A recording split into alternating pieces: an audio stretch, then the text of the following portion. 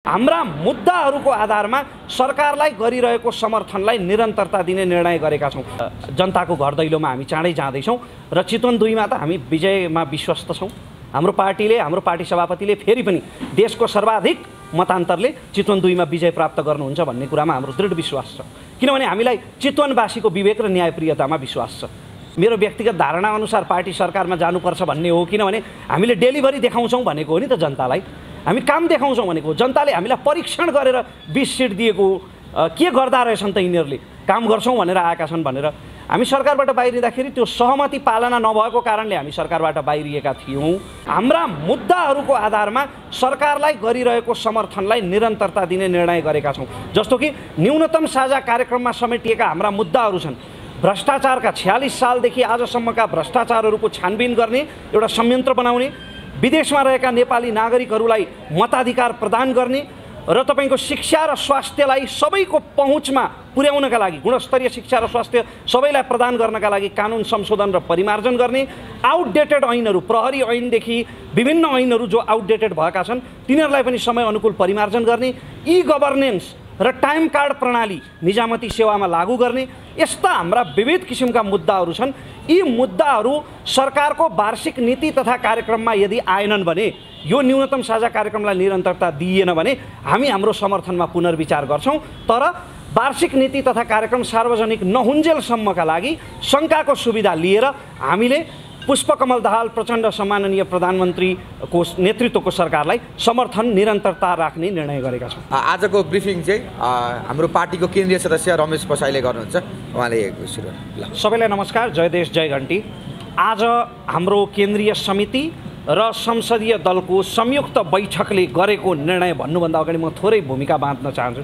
नेपाली राजनीतिमा हामी सबैले देखेको दोष के हो भने राजनीतिक दलहरूले ताक परे तिवारी नत्र गोतामे भने जस्तो चरित्र प्रदर्शन गर्दै आए। आफू अनुकूल हुँदा, आफूले खोजेको पद पाउँदाखेरि सरकारलाई समर्थन गर्ने, आफूले खोजेको पद नपाउँदा आफूलाई अलिकति प्रतिकूल हुने बित्तिकै समर्थन फिर्ता लिने। यसले सधैँ अस्थिरता मात्रै ल्यायो। यसले चाहिँ नेपाली राजनीतिलाई कहिले पनि गतिशील हुन दिएन भन्ने निष्कर्ष हाम्रो हो। त्यसकारण हामीले आफ्नो पार्टीको फाइदा र बेफाइदामा उभिएर होइन, आफ्नो पार्टीको फाइदा र बेफाइदाको अनुकूलता र प्रतिकूलताको आधारमा होइन, हाम्रा मुद्दाहरूको आधारमा सरकारलाई गरिरहेको समर्थनलाई निरन्तरता दिने निर्णय गरेका छौँ। जस्तो कि न्यूनतम साझा कार्यक्रममा समेटिएका हाम्रा मुद्दाहरू छन्। भ्रष्टाचारका 46 सालदेखि आजसम्मका भ्रष्टाचारहरूको छानबिन गर्ने एउटा संयन्त्र बनाउने, विदेशमा रहेका नेपाली नागरिकहरूलाई मताधिकार प्रदान गर्ने र तपाईको शिक्षा र स्वास्थ्यलाई सबैको पहुँचमा पुर्याउनका लागि, गुणस्तरीय शिक्षा र स्वास्थ्य सबैलाई प्रदान गर्नका लागि कानुन संशोधन र परिमार्जन गर्ने, आउटडेटेड ऐनहरू, प्रहरी ऐनदेखि विभिन्न ऐनहरू जो आउटडेटेड भएका छन् तिनीहरूलाई पनि समय अनुकूल परिमार्जन गर्ने, ई गभर्नेन्स र टाइम कार्ड प्रणाली निजामती सेवामा लागू गर्ने, यस्ता हाम्रा विविध किसिमका मुद्दाहरू छन्। यी मुद्दाहरू सरकारको वार्षिक नीति तथा कार्यक्रममा यदि आएनन् भने, यो न्यूनतम साझा कार्यक्रमलाई निरन्तरता दिइएन भने हामी हाम्रो समर्थनमा पुनर्विचार गर्छौँ। तर वार्षिक नीति तथा कार्यक्रम सार्वजनिक नहुन्जेलसम्मका लागि शङ्काको सुविधा लिएर हामीले पुष्पकमल दाहाल प्रचण्ड सम्माननीय प्रधानमन्त्रीको नेतृत्वको सरकारलाई समर्थन निरन्तरता राख्ने निर्णय गरेका छौँ। तर फेरि तपाईँलाई स्वार्थका लागि भन्ला नि, हामी त सत्ता बाहिर छौँ, कसरी स्वार्थका लागि भन्ने? फेरि सत्तामा जाने एउटा होडबाजी सुरु भयो भन्न। हाम्रो सत्तामा जाने विषयमा कुनै छलफल भएको छैन। हामी मुद्दाका लागि, पदका लागि होइन, मुद्दाका लागि समर्थन र विरोध गर्छौँ। हामी एउटा चाहिँ प्रगतिशील, एउटा कर्तव्यनिष्ठ राजनीतिमा विश्वास गर्छौँ। हामी त्यस्तो लबस्तरो निम्सरो खालको राजनीति गर्दैनौँ। के निर्णय भयो आज पार्टीको बैठकमा? हाललाई सरकारलाई गरिरहेको समर्थनलाई मुद्दाका आधारमा निरन्तरता दिने, कुनै बार्गेनिङको आधारमा होइन, कुनै पदको बाँडफाँडको आधारमा होइन। हामीले अगाडि सारेका मुद्दाहरू जो न्यूनतम साझा कार्यक्रममा छन् र प्रधानमन्त्रीले पटक पटक संसदको रोस्टमबाट र अन्य फोरमबाट बोल्नुभएको छ। 46 सालदेखि आजसम्मका भ्रष्टाचारहरूको छानबिन गर्ने, टाइम कार्ड लागू गर्ने, सरकारी कार्यालयहरूलाई लाइन मुक्त बनाउने। नेपालको पहिचानै तपाईँको सरकारी कार्यालयमा हुने लाइन बनिसकेको छ सेवाग्राहीको, यो लाइन मुक्त गराउने, यस्ता सम्पूर्ण एजेन्डाहरू हामीले अगाडि सारेका हौँ। यी एजेन्डाहरू यदि वार्षिक नीति तथा कार्यक्रममा आए भने हामी समर्थनलाई निरन्तर राख्छौँ, आएनन् भने पुनर्विचार गर्छौँ। भनेको तपाईँले अहिले चाहिँ तत्कालै समर्थन, पछि फेरि तपाईँहरू पुनर्विचार गरेर बाहिरिने सम्भावना देखियो। यदि जनताको जीवन स्तरमा परिवर्तन देखिने गरी परिवर्तन ल्याउनका लागि हामीले अगाडि सारेका मुद्दाहरू न्यूनतम साझा कार्यक्रमका मुद्दाहरू वार्षिक नीति कार्यक्रममा समेटिएनन् भने त हामी पुनर्विचार गर्छौँ, किनकि जनताको जीवन स्तरमा परिवर्तनभन्दा ठुलो हाम्रो पार्टीको कुनै एजेन्डा छैन। उपनिर्वाचनको चाहिँ के भयो आज छलफल? दुई ठाउँमा खाली छ, अरू ठाउँहरूमा पनि तपाईँहरूको निर्वाचनको समय पनि नजिकिएको छ। तनहुँ 2 को विषयमा निर्वाचनको मिति घोषणा नभएको हुनाले छलफल भएन र चितवन 2 को हकमा त हामी चाँडै नै हाम्रो जनताको घर दैलोमा हामी चाँडै जाँदैछौँ र चितवन 2 मा त हामी विजयमा विश्वस्त छौँ। हाम्रो पार्टी सभापतिले फेरि पनि देशको सर्वाधिक मतान्तरले चितवन 2 मा विजय प्राप्त गर्नुहुन्छ भन्ने कुरामा हाम्रो दृढ विश्वास छ, किनभने हामीलाई चितवनवासीको विवेक र न्यायप्रियतामा विश्वास छ। सरकारमा चाहिँ कहिलेसम्म नजाने त्यो विषयमा छलफल भएको छैन। नजानी चाहिँ कहिलेसम्म त नजानी त कुरा भएन, नजानी चाहिँ कहिलेसम्म नजानी त? भोलि आइपर्ने भावी परिस्थितिको आधारमा पार्टीको केन्द्रीय समितिको बैठकले अथवा केन्द्रीय समिति र संसदीय दलको संयुक्त बैठकले निर्णय लिन्छ। उपनिर्वाचनपछि जाने सम्भावना कति छ? अहिले छलफल भएको छैन त्यो विषयमा। मैले आफ्नो व्यक्तिगत धारणा राख्ने हो भने त मेरो व्यक्तिगत धारणा अनुसार पार्टी सरकारमा जानुपर्छ भन्ने हो, किनभने हामीले डेलिभरी देखाउँछौँ भनेको हो नि त जनतालाई, हामी काम देखाउँछौँ भनेको हो। जनताले हामीलाई परीक्षण गरेर 20 सिट दिएको के गर्दा रहेछन् त यिनीहरूले, काम गर्छौँ भनेर आएका छन् भनेर। हामी सरकारबाट बाहिरिँदाखेरि त्यो सहमति पालना नभएको कारणले हामी सरकारबाट बाहिरिएका थियौँ, त्यो बाहिरिनुको कारण थियो। हामी सरकारमा जानु पर्यो भने त्यसको पनि कुनै कारण हुन्छ र त्यो कारण हामी यसरी नै सार्वजनिक गर्छौँ। जस्तो प्रचण्डकै कारण तपाईँहरू सरकारबाट बाहिरिएको भन्ने कुरा थियो, फेरि प्रचण्डलाई नै फेरि तपाईँले विश्वासको मत दिने भन्ने कुराले यहाँ फेरि केही अन्योलता छाउँदैन तपाईँहरू? तपाईँले मेरो अघिको ब्रिफिङमा तपाईँलाई अलिक अस्पष्टता भयो जस्तो लाग्यो। हामीले कुनै व्यक्तिलाई समर्थन गरेको होइन, कुनै पार्टीलाई समर्थन गरेको होइन। आज भएका सबै राजनीतिक दलहरू त असफल भए भन्ने निष्कर्ष निकालेर त हामी आएका हौँ नि एक हिसाबले। तर समय कस्तो भयो भने जनमत यस्तै बन्यो, जनताले दिएको जनादेश यही हो। हामीलाई जनताले 20 सिट दिनुभएको छ, जुन हामीप्रतिको एउटा दृढ विश्वास हो, त्यो आशाको मत हो। फेरि हामीले प्रचण्डलाई समर्थन गरेको होइन, यो सरकारलाई हामीले मुद्दाको आधारमा समर्थन गरेका हौँ। ती मुद्दाहरू जो हामीले अगाडि सारेका छौँ र हाम्रो कारणले न्यूनतम साझा कार्यक्रममा राखिएका छन्, मुद्दाको आधारमा हो कि यो व्यक्तिको आधारमा हो।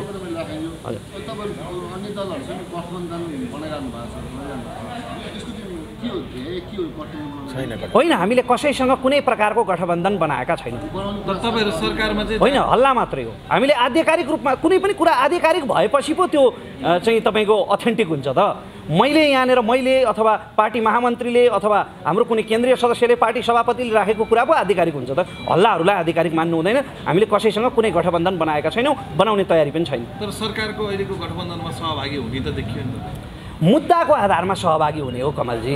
बारम्बार मलाई किन दोहोऱ्याउन लगाउनुहुन्छ एउटै कुरा? धन्यवाद। आजको ब्रिफिङ चाहिँ हाम्रो पार्टीको केन्द्रीय सदस्य रमेश पसाईले गर्नुहुन्छ, उहाँले सुरु। सबैलाई नमस्कार, जय देश जय घन्टी। आज हाम्रो केन्द्रीय समिति र संसदीय दलको संयुक्त बैठकले गरेको निर्णय भन्नुभन्दा अगाडि म थोरै भूमिका बाँध्न चाहन्छु। नेपाली राजनीतिमा हामी सबैले देखेको दोष के हो भने राजनीतिक दलहरूले ताक परे तिवारी नत्र गोतामे भने जस्तो चरित्र प्रदर्शन गर्दै आए। आफू अनुकूल हुँदा, आफूले खोजेको पद पाउँदाखेरि सरकारलाई समर्थन गर्ने, आफूले खोजेको पद नपाउँदा आफूलाई अलिकति प्रतिकूल हुने बित्तिकै समर्थन फिर्ता लिने। यसले सधैँ अस्थिरता मात्रै ल्यायो। यसले चाहिँ नेपाली राजनीतिलाई कहिले पनि गतिशील हुन दिएन भन्ने निष्कर्ष हाम्रो हो। त्यसकारण हामीले आफ्नो पार्टीको फाइदा र बेफाइदामा उभिएर होइन, आफ्नो पार्टीको फाइदा र बेफाइदाको अनुकूलता र प्रतिकूलताको आधारमा होइन, हाम्रा मुद्दाहरूको आधारमा सरकारलाई गरिरहेको समर्थनलाई निरन्तरता दिने निर्णय गरेका छौँ। जस्तो कि न्यूनतम साझा कार्यक्रममा समेटिएका हाम्रा मुद्दाहरू छन्। भ्रष्टाचारका 46 सालदेखि आजसम्मका भ्रष्टाचारहरूको छानबिन गर्ने एउटा संयन्त्र बनाउने, विदेशमा रहेका नेपाली नागरिकहरूलाई मताधिकार प्रदान गर्ने र तपाईँको शिक्षा र स्वास्थ्यलाई सबैको पहुँचमा पुर्याउनका लागि, गुणस्तरीय शिक्षा र स्वास्थ्य सबैलाई प्रदान गर्नका लागि कानुन संशोधन र परिमार्जन गर्ने, आउटडेटेड ऐनहरू, प्रहरी ऐनदेखि विभिन्न ऐनहरू जो आउटडेटेड भएका छन् तिनीहरूलाई पनि समय अनुकूल परिमार्जन गर्ने, ई गभर्नेन्स र टाइम कार्ड प्रणाली निजामती सेवामा लागू गर्ने, यस्ता हाम्रा विविध किसिमका मुद्दाहरू छन्। यी मुद्दाहरू सरकारको वार्षिक नीति तथा कार्यक्रममा यदि आएनन् भने, यो न्यूनतम साझा कार्यक्रमलाई निरन्तरता दिइएन भने हामी हाम्रो समर्थनमा पुनर्विचार गर्छौँ। तर वार्षिक नीति तथा कार्यक्रम सार्वजनिक नहुन्जेलसम्मका लागि शङ्काको सुविधा लिएर हामीले पुष्पकमल दाहाल प्रचण्ड सम्माननीय प्रधानमन्त्रीको नेतृत्वको सरकारलाई समर्थन निरन्तरता राख्ने निर्णय गरेका छौँ। तर फेरि तपाईँलाई स्वार्थका लागि भन्ला नि हामी त सत्ता बाहिर छौँ, कसरी स्वार्थका लागि भन्ने? फेरि सत्तामा जाने एउटा होडबाजी सुरु भयो भन्न। हाम्रो सत्तामा जाने विषयमा कुनै छलफल भएको छैन। हामी मुद्दाका लागि, पदका लागि होइन, मुद्दाका लागि समर्थन र विरोध गर्छौँ। हामी एउटा चाहिँ प्रगतिशील, एउटा कर्तव्यनिष्ठ राजनीतिमा विश्वास गर्छौँ। हामी त्यस्तो लबस्तरो निम्सरो खालको राजनीति गर्दैनौँ। के निर्णय भयो आज पार्टीको बैठकमा? हाललाई सरकारलाई गरिरहेको समर्थनलाई मुद्दाका आधारमा निरन्तरता दिने, कुनै बार्गेनिङको आधारमा होइन, कुनै पदको बाँडफाँडको आधारमा होइन। हामीले अगाडि सारेका मुद्दाहरू जो न्यूनतम साझा कार्यक्रममा छन् र प्रधानमन्त्रीले पटक पटक संसदको रोस्टमबाट र अन्य फोरमबाट बोल्नुभएको छ। 46 सालदेखि आजसम्मका भ्रष्टाचारहरूको छानबिन गर्ने, टाइम कार्ड लागू गर्ने, सरकारी कार्यालयहरूलाई लाइन मुक्त बनाउने। नेपालको पहिचानै तपाईँको सरकारी कार्यालयमा हुने लाइन बनिसकेको छ सेवाग्राहीको।